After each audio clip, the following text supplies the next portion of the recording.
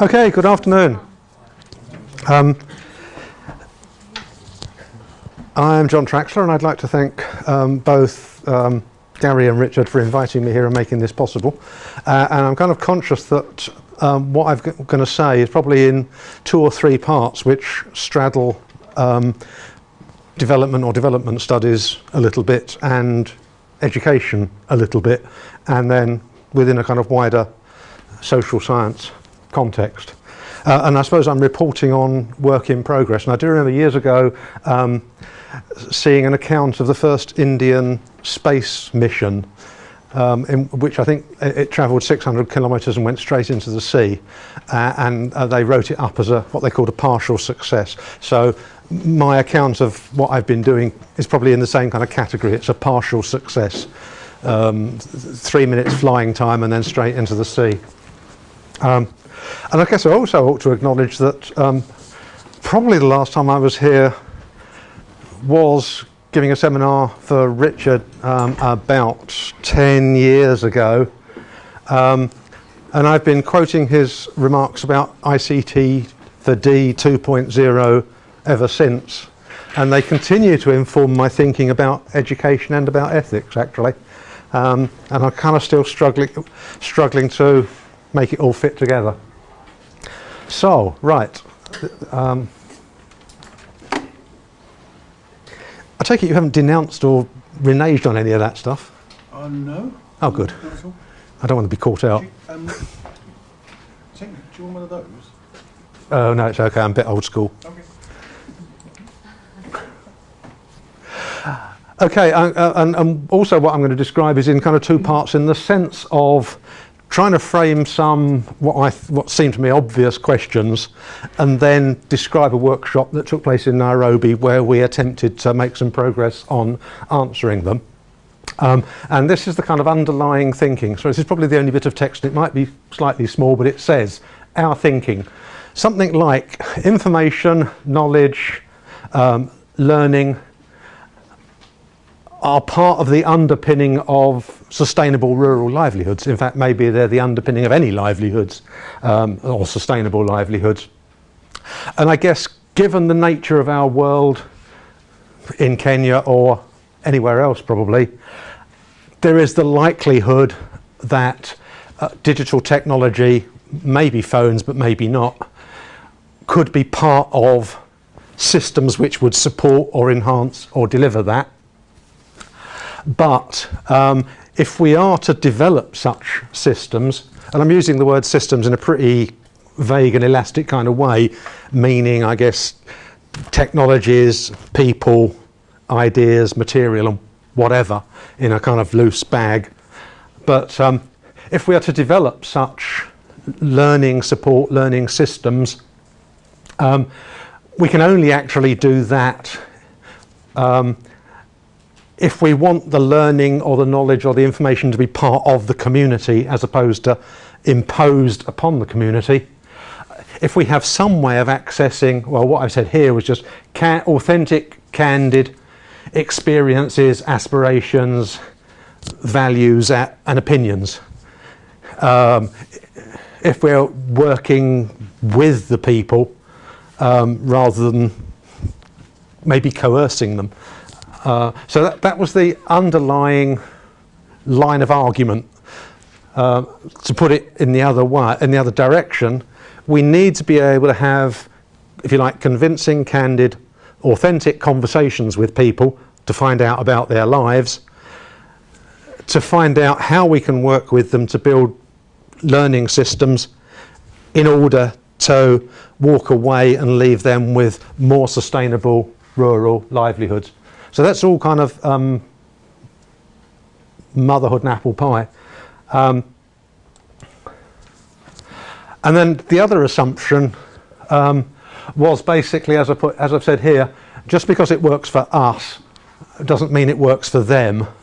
And by them, by us, I suppose I mean education professionals in the global north, or middle-aged white men.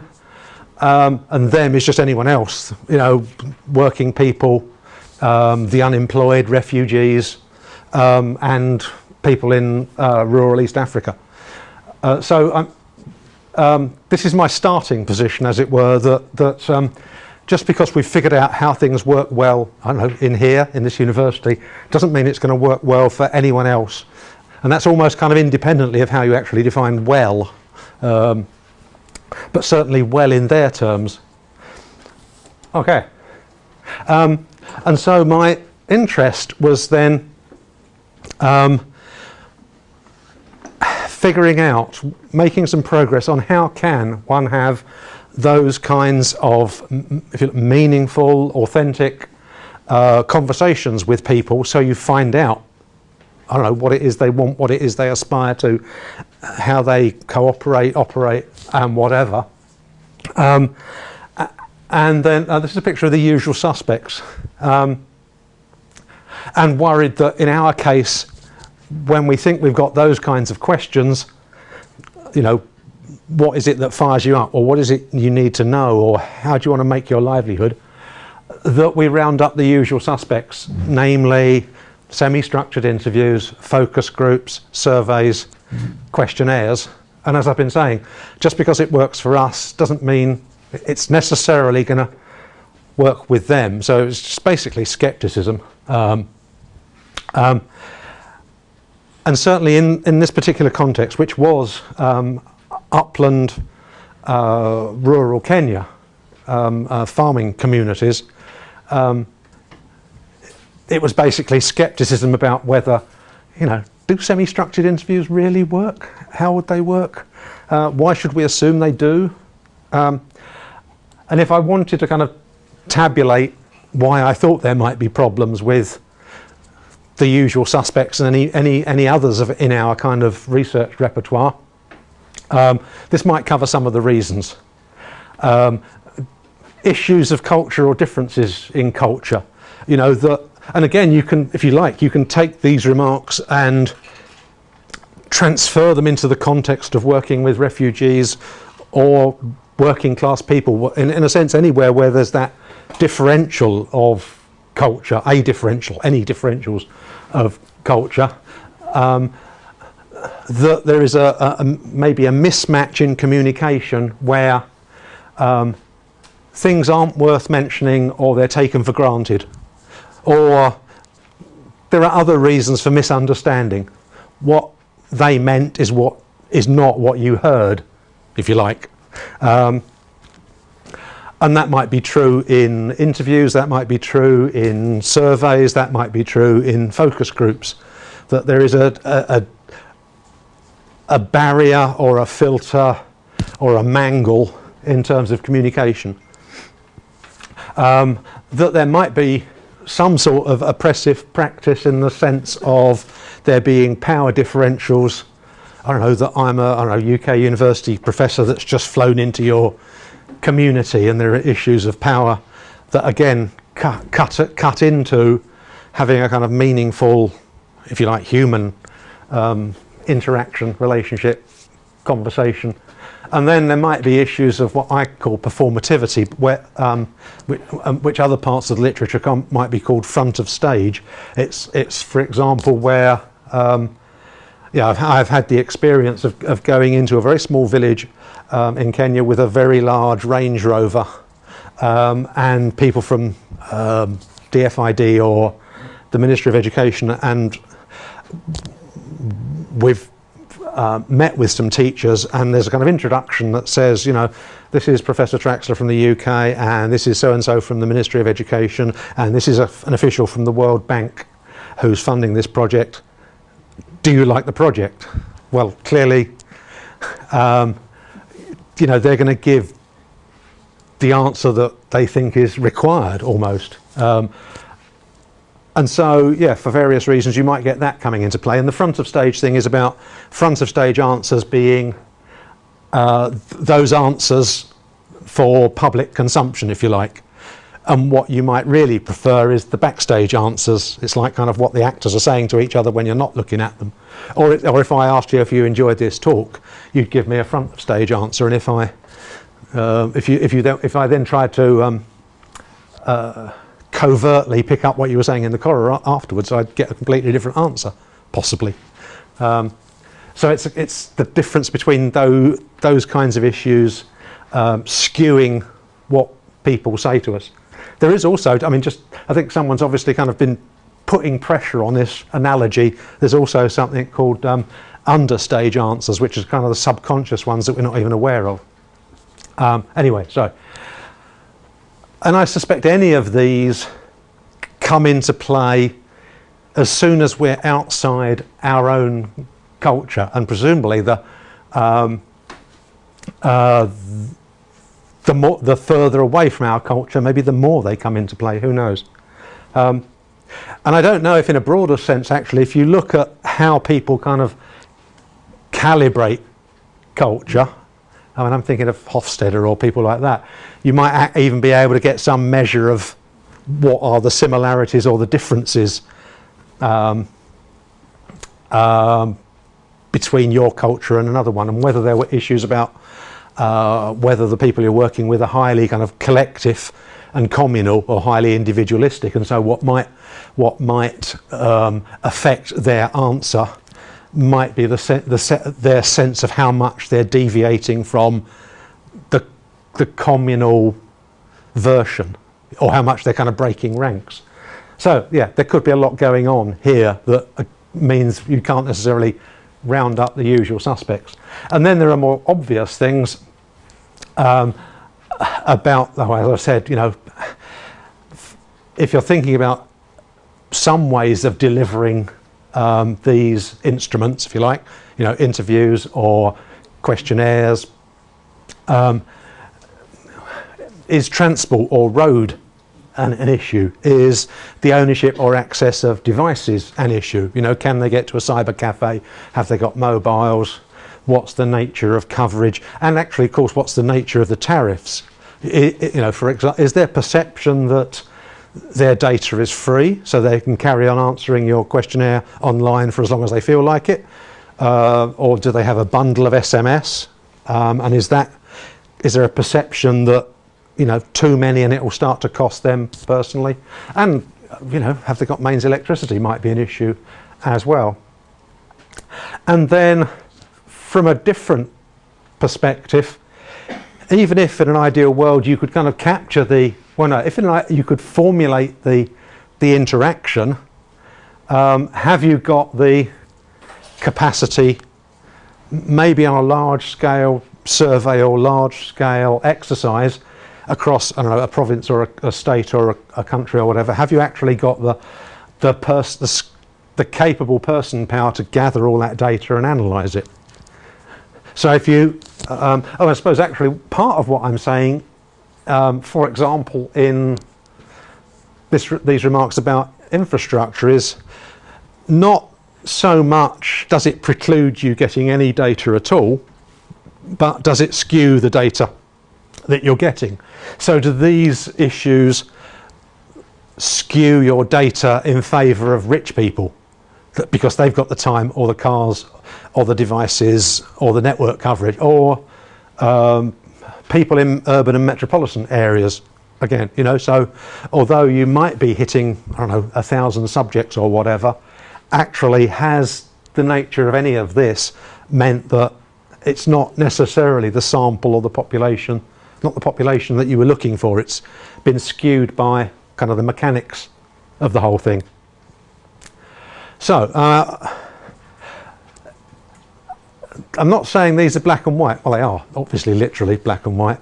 I'm not saying these are black and white, but they, to my mind, they make me sceptical about just, as it were, defaulting to let's do a survey, let's use SurveyMonkey or whatever, and wondering, well, two questions really. One is, to what extent might we be able to adapt the usual suspects?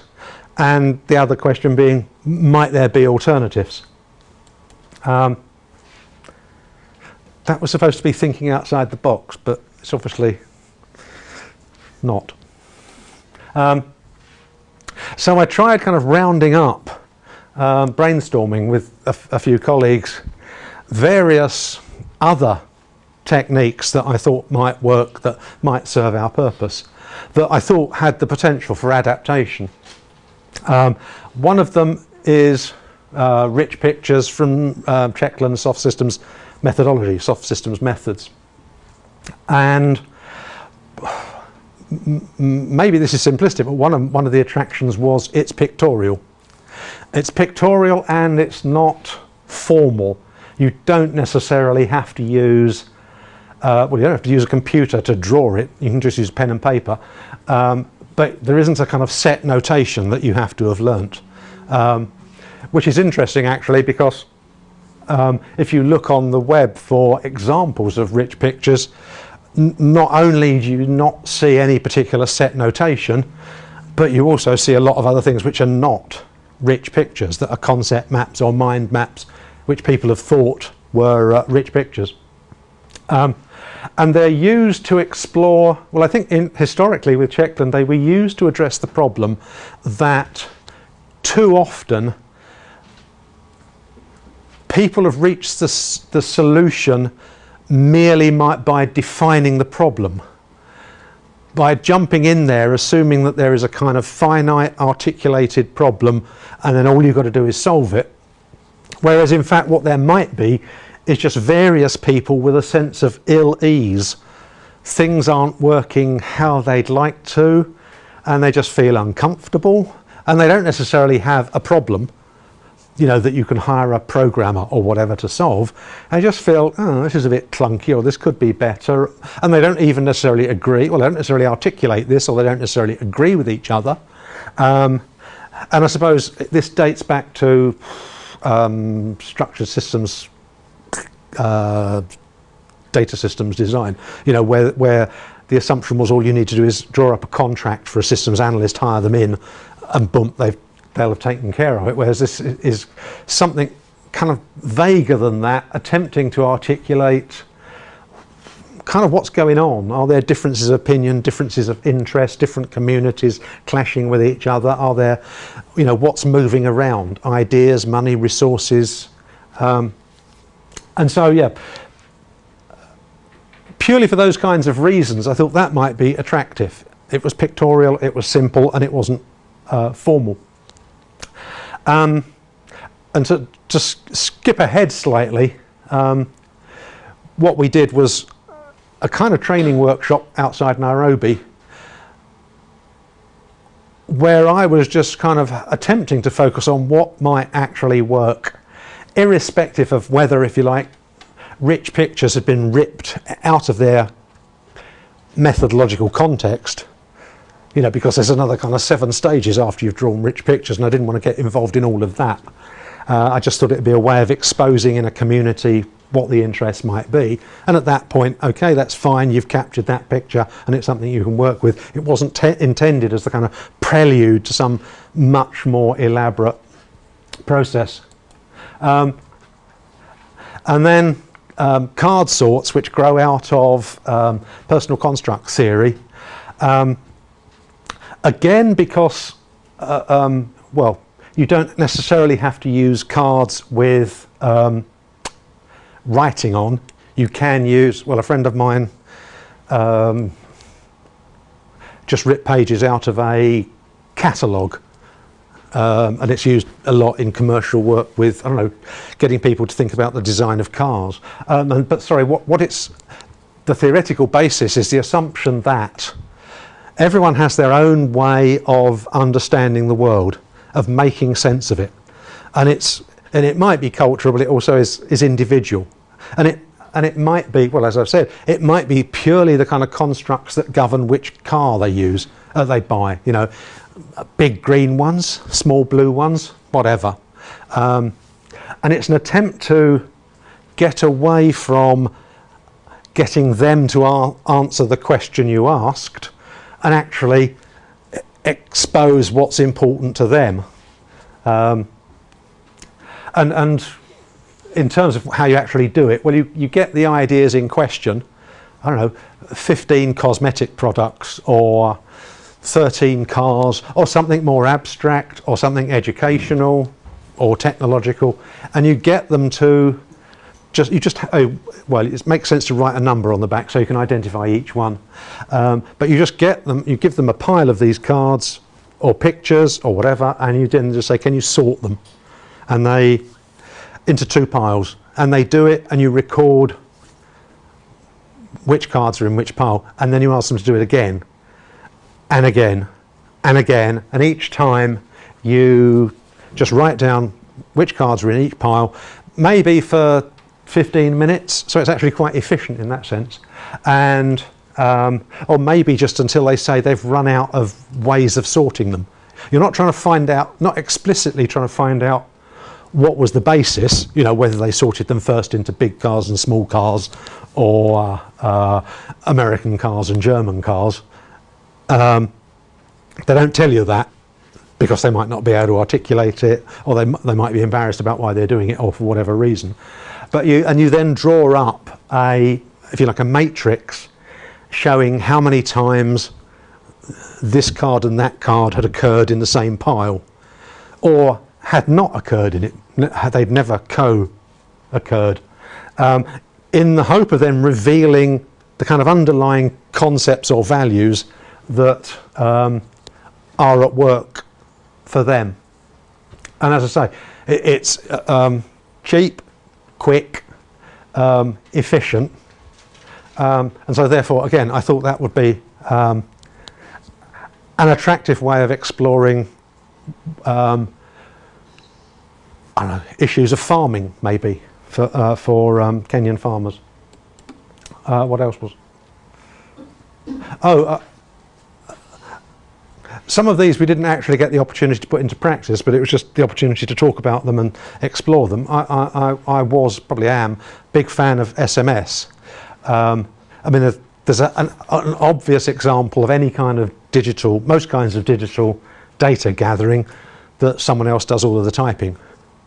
You know, so if you did a verbal interview, you end up having to just transcribe everything they've said. If there are various ways where they're doing the typing, then suddenly this becomes a lot more attractive. And you can certainly use, well, an SMS has the attraction, it scales. You know, if you can do it for 10 people, you can do it for 10,000. And there are all sorts of different formats for getting them to reply. You know, send them out a question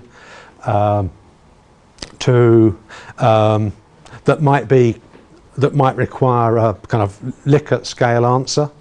You know, what do you think of the project from 5 is very good to 0 is awful, you know, and that's easy. Or free text, you know, think of 3 words that describe the project, type them in and send them back to us. So not only have you kind of saved yourself a lot of time and effort, but you've also got the data in a form that you can process very easily. And I'm not saying any of these are pure upside. You know, I'm sure they've all got downsides as well. Like, for example, this depends on you being in touch only with people that have got phones. But you know, as just something else, a way of supplementing whatever else you choose to do. I mean, maybe for gathering large-scale preliminary data, which then forms the basis for something qualitative or deeper later. And we did talk about interviews, and in fact, sorry, for the actual workshop, one of the things how we set it up was, can you all come with a question in mind? Something hopefully reasonably compact, reasonably simple. And then one of the things we did was discuss, given kind of reservations about the interview format, I don't know, transcription or differences in culture and power, you know, how could you structure it slightly better so that what you got was a bit more trustworthy in terms of their answer. I've just noticed I've never seen this one before. This part's the classic Indian Brahmin thing, isn't it? But the bloke at the back is saying an elephant is soft and mushy. I've not spotted that before. That's lowered the tone, hasn't it? And we did also talk about grounded theory, and this was clearly way too ambitious, but just that idea about can you go in there without any preconceptions or assumptions and then just kind of live with what they tell you and try and find, I don't know, structure, theory, framework or something in there. And the idea of digital storytelling, and as with some of this, I've probably kind of massively simplified it, but just that notion that, I mean, it might also almost be kind of critical incident approaches that some people are happier with a narrative format. You know, can you tell me a story that is an example of, rather than an interview or a questionnaire? And then finally, so the preparatory reading was your ICD for 2.0, plus a paper by John Ury and Monica Boucher entitled something like the Mobile Empirical. And the underlying remark was, or thesis in this paper, was about the fact we are a mobile world full of mobile societies and mobile cultures to a greater or lesser extent, and whatever we might actually mean by mobile. And that our methods, our research methods, are still kind of stagnating in a world of stasis. That the only way we have of dealing with a mobile world is a kind of freeze frame mentality, where it's all moving past us, and the best we can do is take a snapshot and another snapshot and another snapshot. I mean, and this struck me kind of 20 years ago. The first European mobile learning project was about people's experience of learning with mobiles, and so what did we do? We made them sit down and answer a questionnaire. You know, we made them become static. You know, and so it's a bit like, that expression, writing about music is like dancing about sculpture. You can think about that later. You kind of just two different portions of your head. And Monica Boucher, I think in the paper, gives an example of work they've done with shepherds in the Pennines, where they just follow them round, or they walk with them.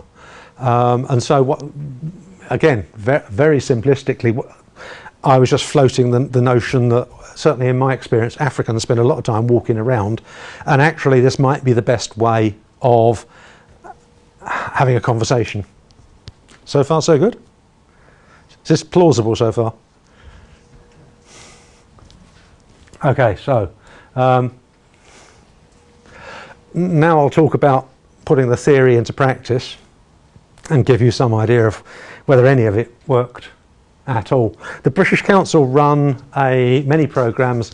This one was funded under their Researcher Links programme, which is a format where 15 UK early researchers and 15 early researchers from the host country get together in the host country, all expenses paid, no expenses spared, for maybe a 3-day, 4-day, 5-day workshop. So this was a workshop I ran in June, I think it was,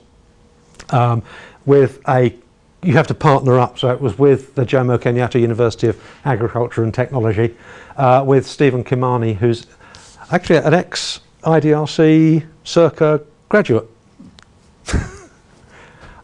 who's in there somewhere, there.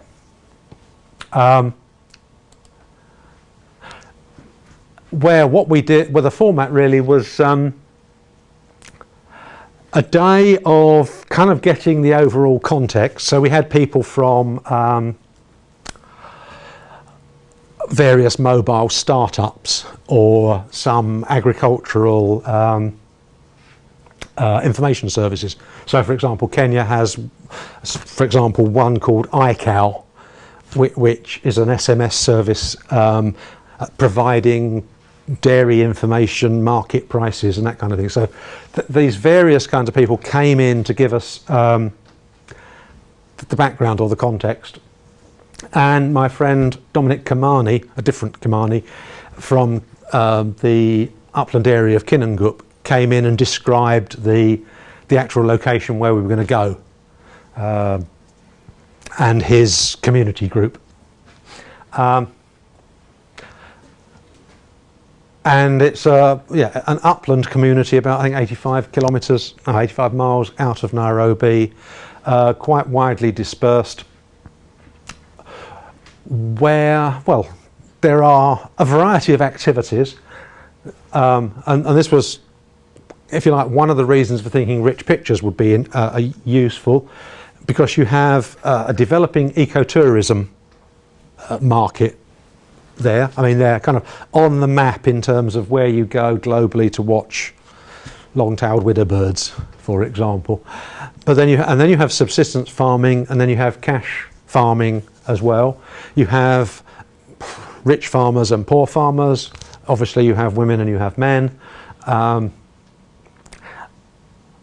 so there are a variety of different groups or interests who may or may not be in agreement or working smoothly together, stretched across quite a wide upland area. In fact, it's just east of the Aberdare mountain range. So we'd arranged that the third day of the workshop we would go there, and hopefully everyone had a question. And I suppose I ought to have said actually that this, apart from being early researchers and mixed in terms of being some Kenyan, some UK, it was also very mixed in terms of the discipline base, deliberately so. So there were people from computer science and that kind of discipline. There were people from agriculture and that kind of discipline. And there were some people from education. So it was, there were many dimensions of multidisciplinarity, or, you know, sections within the group.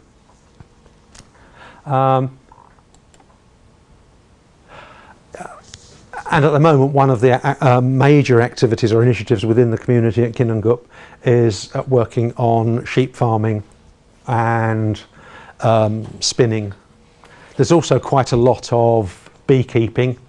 And I mean, in a sense, if you looked, I guess, across much of Kenya, this is the soft target, the low-hanging fruit. It's an incredibly well-organised community with kind of mother and child groups, beekeeping groups, forestry groups, water harvesting groups, basic education groups, bird spotting groups, and so on, all of which are kind of under the umbrella of the Friends of Kinangup Plateau.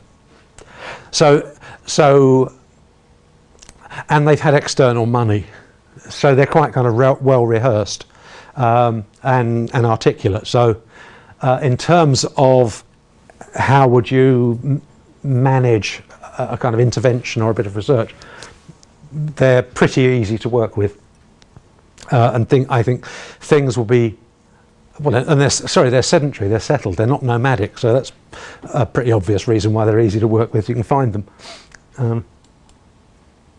And so the second day, we gave everyone a really kind of rich pictures for dummies, 5 minutes, soft systems for dummies, 5 minutes, just kind of bashing through, very much just try to emphasise a tool.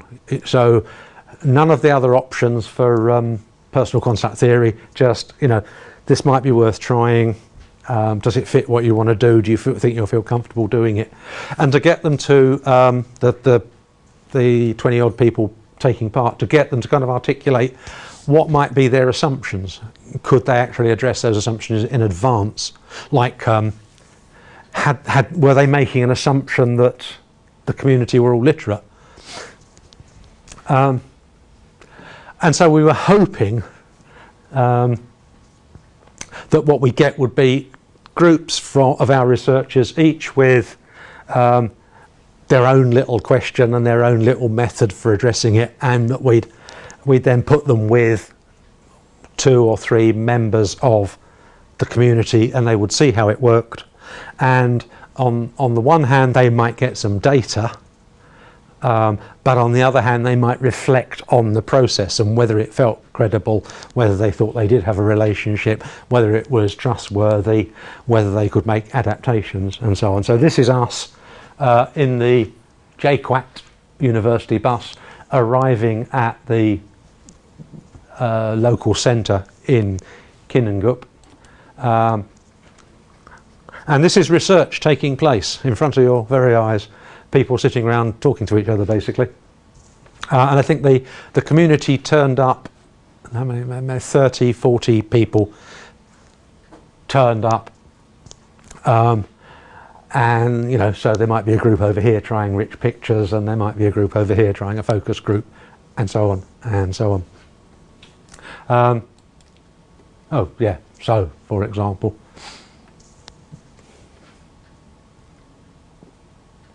Yeah, this is sorry, like much research, this just consists of people sitting around. Although having said they all seem to be sitting around, there was at least one group that went for a walk. So the Monica Boucher mobile empirical was put into practice. They went strolling around. Oh, sorry. Can I go back? Sorry. Right. Okay. So, like I say, this is a work in progress, and I would characterise it as a partial success. Still worth pursuing. Maybe even more so. Still worth pursuing. We did get everyone to write up what they thought had taken place, and I think what we learnt was we'd made far less progress than we thought we would. So although to me it's a convincing idea, actually then putting it in front of a computer scientist or a soil scientist or whatever and saying, we're not only going to teach you some social science, but we're going to teach you some social science that no one's ever done before, might have been a bit of a stretch. And what was interesting was, I suppose there was very much an emphasis on the data, and what I was saying time and time and time again was actually, no, this is virtually meaningless. This is like 30 farmers who more or less randomly turned up on a Tuesday afternoon. You cannot assume this is in any sense typical of Kenyan agriculture. And the other was kind of complementary to that observation, that they thought that they were getting, as it were, objective data. And I suppose my point had been that we got Dominic in there early to talk about the kind of objective geography, demographics, geology, climate or whatever of Kinanguk. So we didn't really need to ask the farmers, did it rain a lot? Because we could just look up the Met Office figures. What we were interested in was the farmer's perception of whether it rained a lot. You know, do you feel, not is the climate getting worse, but actually do you feel the climate is getting worse, or is it making a difference to you, or is it impacting upon you? But again, the researchers involved, the early researchers involved, kind of took it as gospel and thought that, again, it had some kind of objective significance rather than giving them insights into the farmers' perceptions. So I suppose in that respect, some of that was quite, well, was understandable but disappointing. And I suppose it, well, yeah, I suppose I'd like to do it again, really.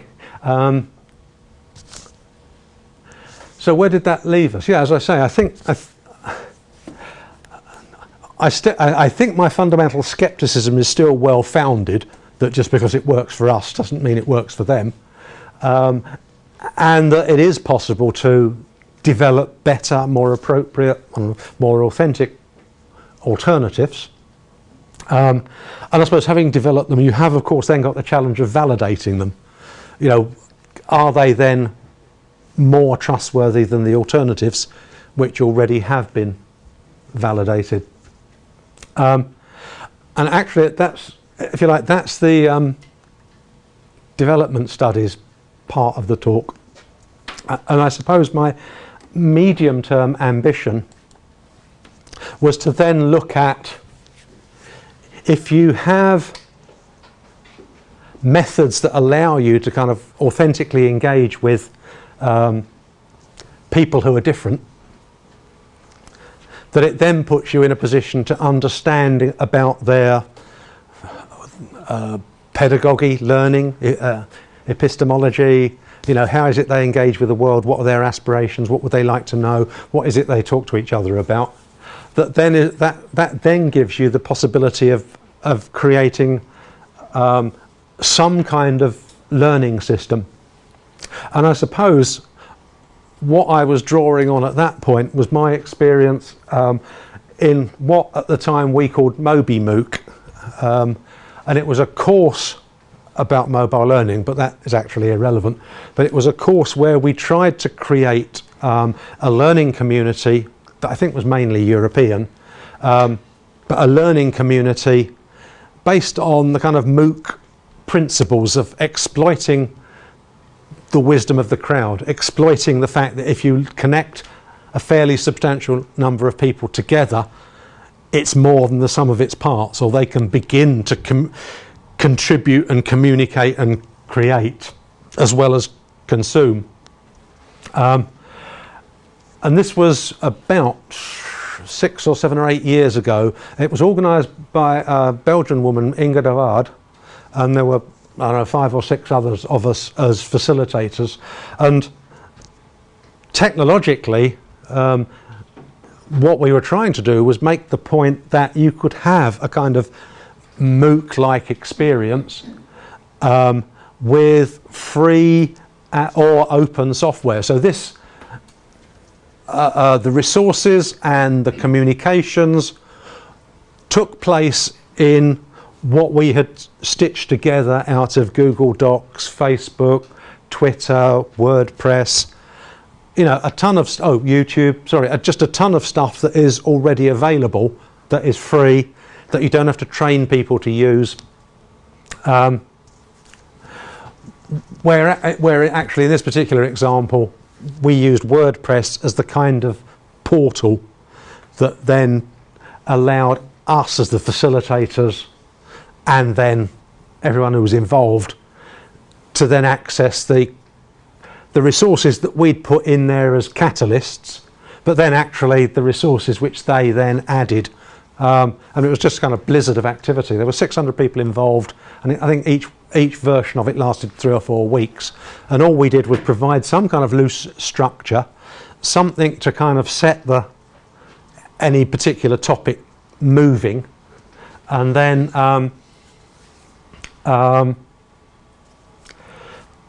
these people just interacted, and people's capacity to contribute vast amounts of material and then to discuss it, well, it was just kind of overwhelming, really. I mean, literally overwhelming, that you kind of log on and think, oh no, not another kind of, how much more stuff is going on? When, you know, will these people slow down a bit?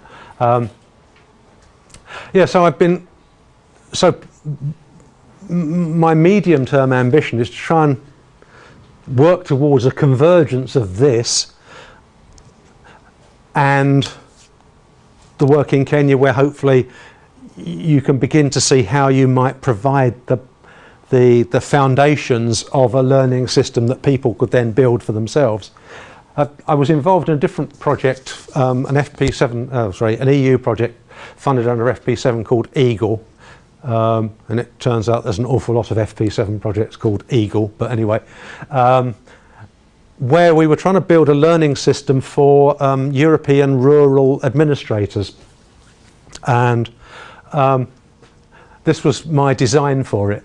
This was the second version of my design for it, actually. The first version came to me mid-flight, and I wrote it on the back of one of those bags that they give you to throw up in. But I then made a better copy. But I realised in some senses that maybe what learning consists of is resources, content that you can either build or create or adapt or import, and then communities that can then discuss it, and then structures which allow you to move from being novice and unfamiliar to expert and competent. And the other thing that we experimented on that worked quite well within Eagle was an extra dimension which people I think call game mechanics, which is the idea that, okay, if it's obvious that people enter the community of learners as novices needing structure, and if you think that part of learning is kind of creating and discussing as well as consuming, and if you think that what people know in their communities is as valid as what is imported from outside, then you kind of need to know how to value and calibrate what people are saying and what people are contributing. Now that might sound a bit theoretical, but you just have to look at Amazon or Goodreads or TripAdvisor to put that into context, where, I don't know, for example, in Amazon you can see reviews. So someone is, well, Amazon are trying to sell a book or a record or whatever, and you can see 15 different reviews. Okay, so that's fine, but to what extent can you trust any of those reviewers?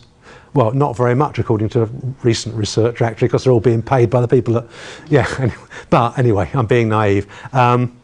You know, to what extent can you trust those reviews? Well, you can certainly calibrate them by looking at how those various people reviewed other products. Sorry. So you begin to get a sort of network of reviews that gives you some sense of, are they really sensible people? Have they got some kind of brand loyalty? Are they wackos? Do they just pan everything? And now, in a learning system, if you like, where you're getting people to, encouraging people to create and contribute, you can then imagine that you're not looking at a book or a record, but actually an idea or an image or whatever else it is they want to contribute to the community for other people to learn from. And that you can begin to look at their other contributions, and you can begin to look at people's comments on them and the comments of those commenters, again, to form a better judgment about what you're being offered to learn. And I guess this is partly in the context of, you know, learning is never going to be clear-cut, monolithic, coherent, universal. You know, that we are living in a world of kind of digital chaos and abundance, and so therefore the more tools or habits we have that allow us to critically evaluate what we're being offered, and to learn from the feedback we get, maybe with any luck, the more of that the better. So my kind of medium-term ambition is to then move in this direction, and to think that if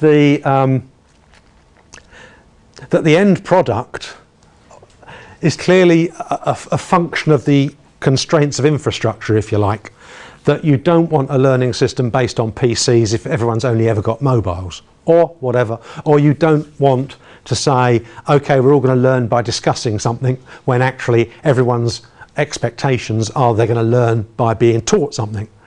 But given those, if you like, cultural and infrastructure constraints, I think it is possible to build a system that values people's own contributions and therefore values their own culture, in which they have enough of an investment to take over control of it, in order that people like me can then walk away from it afterwards. And one last anecdote, I suppose. I did some work in Kenya many years ago for what's called the BioVision Foundation, and they are based in Switzerland, and they have an enormous expertise in organic farming, and they were trying to develop a reference system, a look-up, you know, a kind of encyclopedia of East African plants, soil, animals. And we were doing field work from village to village, and we would go to one village and we would hear such and such a crop gets a pest. Okay, so we burn, I don't know, aubergines and we rub it on the fruit and it works. And we would go to another village and they would give us some other recipe and would tell us it didn't work very well. And BioVision's ambition was that any of these people would go into the local town, would log on to the system in their cyber cafe and would get the right answer from scientists in Switzerland. And that actually seemed completely inappropriate. I mean, I just thought, well, can't they just talk to each other? You know, can't they teach each other rather than assuming they need something external and supposedly authoritative telling them how it should be done?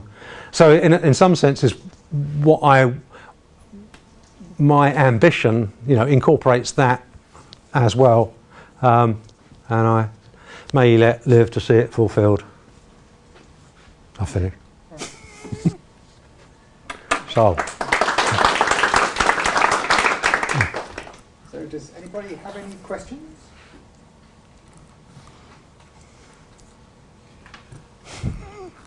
You gave us a range of methods, kind of traditional, yeah, which you may be amended somewhat in the field, yeah, and then sort of alternative ideas and so on.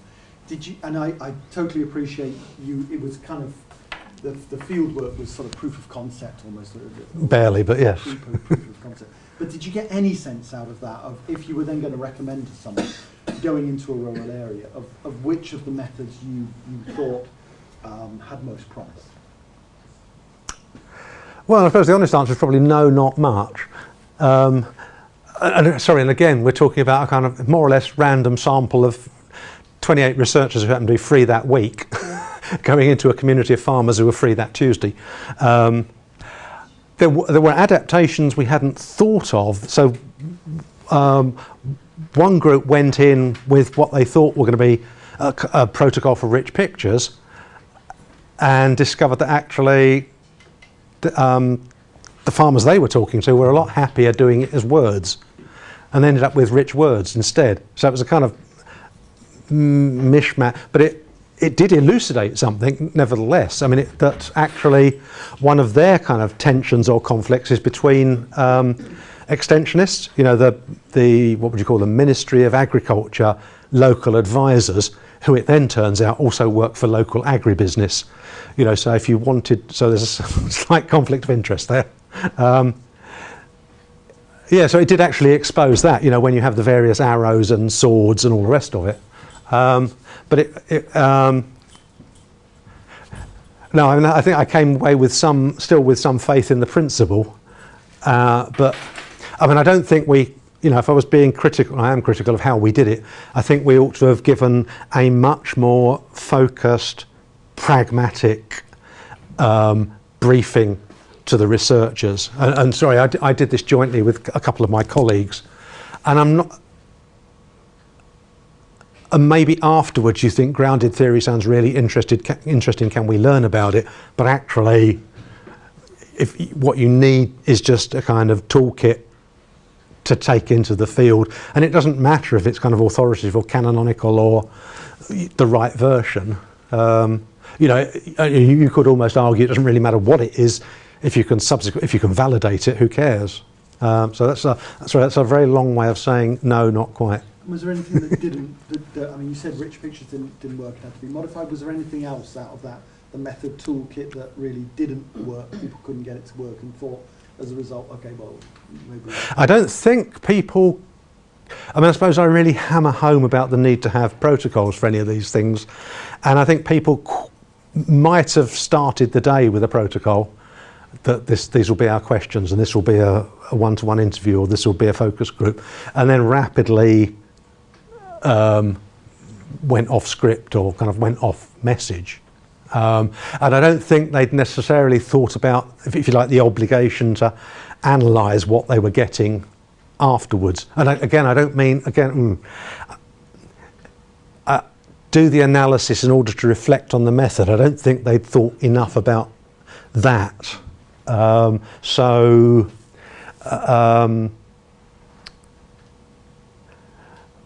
in most cases they captured the data, but they then hadn't thought about what am I going to do with it. And I think they also, again, in spite of me banging on about what we really need, you know, you're going to be talking to some farmers of an unknown number for 2 hours, 3 hours. That's not the opportunity to talk about climate change or the state of the economy. You know, you need something a bit more local and a bit more modest. But nevertheless, we did get the kind of climate change conversations. So, you know, just give me £28,000 for a second attempt and a week or 2 weeks to do it in. Can I just ask you, it's slightly away from your talk, but there's sort of tension between digital technology and going into somewhere so rural. So we all know in all rural parts of the world, people have mobile phones. Mm. So in working to develop the absolute rural, where there's not water, where there's not, and having this idea that there's a digital necessity, there is, Mm-hmm. but I'm struggling, as you have been in my own research, about this justification, because it seems that the justification is, particularly in Africa, the networks of people is so massive. Everybody has thousands of followers of friends. Mm. So the sharing and the communication goes, it might be external to the practice that you want to study, farming, but they're linked. So it's difficult to, well, they're interdependent. Mm. So if you're wanting to get water, for example, into this area, it's very useful to bash social media, because all the water companies want promotion. Mm. So I'm wondering about how you got the money, basically. You know, this seems like you've gone and you've tried a whole load of methods. But this balance between the digital and digital development, how did you? Yeah, apart from anything else, unfortunately, I get lumbered with assuming to be the expert on mobile, and people assuming that that's my default. But no, it's not. I mean, if there was an argument for mobile, it would be an argument about access and universality and culture, and it isn't necessarily the answer. So I should have said, again, slightly tangential, but I've been doing workshops around the world trying to take this forward by asking people to work on how would you design a course of this, you know, given these kind of constraints, where what I try to do is say the only things you can design are the things you've got the freedom to design, and in order to do that you need to recognise your constraints, which might be constraints of access and infrastructure, but they might be constraints of culture. And so I was very struck by one of the kind of episodes in these workshops is to talk about, if you want to do something like learn a foreign language or learn local history or trace your family or learn bricklaying or learn how to cook Chinese food, assuming you're not Chinese, how would you do it? You know, and generally, like from South Africa to Stockholm, you'll get people talking in terms of digital technology, and the differences would be whether they would go for content, meaning I'd look it up on Wikipedia, or whether they'd go for discussion, I'd join a Facebook group and we'd talk about it. You know, so that kind of plays to my argument, if you see what I mean. That's what I'm expecting to hear, and that's what I can then move on from that. But I do remember in Ramallah, when I did it twice for different audiences, different institutions or formats, both times the group said, I'd ask my neighbours, or I'd get a book on it. Book? You know, so I'm recognising that there are different sorts of limitations, and I think you can only move forward once you've figured out what what the box you're in is, you know, what's the nature of those limitations. So I can imagine a situation where, you know, we might get completely non-digital answers or a completely anti-digital environment, and when it comes, I'll have to think my way out of it. But so. Anything else? Anybody else got a question? I think probably need to stop there. So, Huh? right. Yeah. Okay. Thank you very much. Okay, thank you.